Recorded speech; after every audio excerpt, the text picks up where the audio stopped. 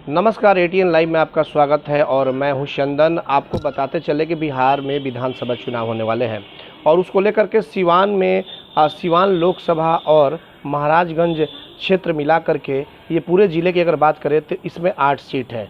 हम आपको बता दें कि कौन कहां से चुनाव लड़ सकता है और किसकी ज़्यादातर संभावनाएं हैं। तो सबसे पहले हम सिवान विधानसभा क्षेत्र की बात करते हैं। सिवान विधानसभा क्षेत्र से पहले विधायक हुआ करते थे व्यासदेव प्रसाद, लेकिन उनके जो स्वास्थ्य खराब होने के कारण अब सिवान सदर सीट से ओम प्रकाश यादव जो पूर्व सांसद हुआ करते थे उन्हें टिकट मिल चुका है, यानी कि अब ओम प्रकाश यादव सिवान विधानसभा सीट से चुनाव लड़ेंगे। दूसरी तरफ सिवान से आरजेडी से पूर्व मंत्री और कद्दावर नेता अवध बिहारी चौधरी, यानी कि जो ओम प्रकाश यादव के समधी हैं, वो चुनाव लड़ेंगे और दोनों में कांटे की टक्कर देखी जाएगी। आपको बताते चले कि सिवान सदर जो सीट है इसमें कुशवाहा और वैश्य का ज़्यादातर वोट है, लेकिन वैश्य समाज से भी कुछ लोग हैं जो इस बार अपने भाग्य को आजमाना चाहते हैं। फिलहाल 2 नाम सामने आए हुए हैं जो ओम प्रकाश यादव बीजेपी से हैं और सामने उनके रिश्तेदार यानी कि उनके समधी होंगे आरजेडी से अवध बिहारी चौधरी। अब हम चलते हैं जीरादेई विधानसभा क्षेत्र से जेडीयू के खाते में सीट गई है, लेकिन वहां से रमेश सिंह कुशवाहा का आ रहा है कि उनकी पत्नी संभवतः चुनाव लड़ सकती हैं।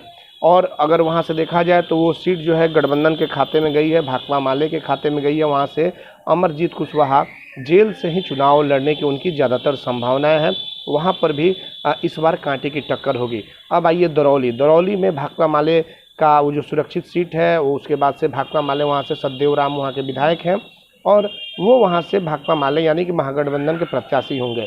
और सूत्र यह बता रहे हैं कि भाजपा के खाते में जो सीट गई है तो वहाँ से रामायण माझी उम्मीदवार हो सकते हैं दरौली में भी, लेकिन देखना यह होगा कि लड़ाई जो है इस बार लगभग सभी जगहों पे देखा जाए तो दिलचस्प लड़ाई मानी जा रही है। दरौंदा विधानसभा की अगर बात कर ले तो वहाँ से भाजपा से कर्णजीत सिंह का नाम आ रहा है। कर्णजीत सिंह निर्दलीय के तौर पे बहुत ज़्यादा वोट से चुनाव जीते थे। अजय सिंह को उन्होंने हराया था, आरजेडी के प्रत्याशी उमेश सिंह को भी हराया था।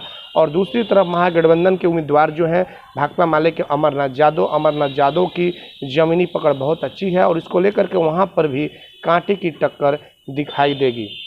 अब हम आते हैं आपको गोरियाकोठी विधानसभा क्षेत्र सतदेव सिंह आरजेडी के विधायक हैं। वहां से संभावित उम्मीदवार ये भी आ सकते हैं कि कनैन अहमद का भी नाम आ रहा है आरजेडी से, लेकिन ज़्यादातर उम्मीद और कयास यह लगाई जा रही है कि पूर्णाथ सिंह जो हैं वो उनके करीबी हैं सतदेव सिंह के, और ऐसे में सतदेव सिंह का जो टिकट है वो उन्हें मिल सकता है, वो चुनाव लड़ सकते हैं। दूसरी तरफ से बीजेपी से देवेश कांत सिंह स्वर्गीय चुन्नू बाबू के बेटे हैं और इसके पहले भी वो चुनाव लड़ चुके थे, चुनाव कुछ वोटों से हारे हुए थे।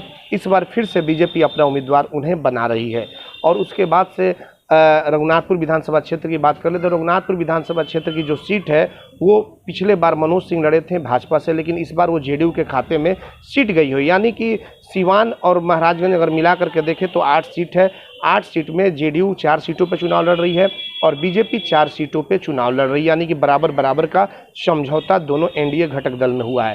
तो रघुनाथपुर में जेडीयू के खाते में सीट गई है। ज़्यादातर जो है वो नाम की चर्चा हो रही है, राजेश्वर चौहान की चर्चा हो रही है, संगीता यादव की चर्चा हो रही है जो कि जिला परिषद के अध्यक्ष हैं, राकेश पटेल की चर्चा हो रही है, जीसू सिंह की चर्चा हो रही है। देखना यह होगा कि किस पे मुहर लगती है। हालांकि राजेश्वर चौहान की नाम की ज़्यादातर चर्चाएं हैं। उसके बाद से हम आते हैं आपको रघुनाथपुर क्षेत्र के बाद से कई और भी सीटें हैं जो कि सिवान में इस तरह की ज़्यादातर संभावनाएं हैं कि जो भी 8 सीट हैं वहाँ पे कौन से उम्मीदवार होंगे और कैसे होंगे, किस तरह की लड़ाई होगी।